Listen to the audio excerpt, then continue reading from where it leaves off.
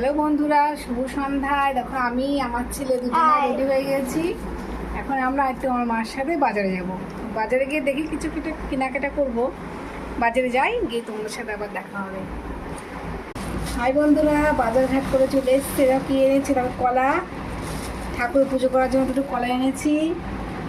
আর এই দেখো এই একটা তেল, এই একটা তেল, দুটো তেল, একটা আমার একটা আমার মার, দেখেছো?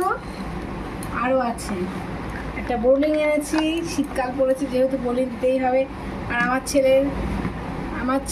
ছেলের হিমালয়ানি বডি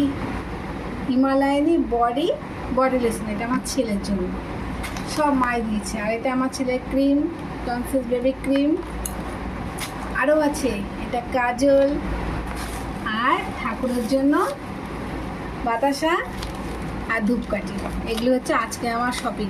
দেখো।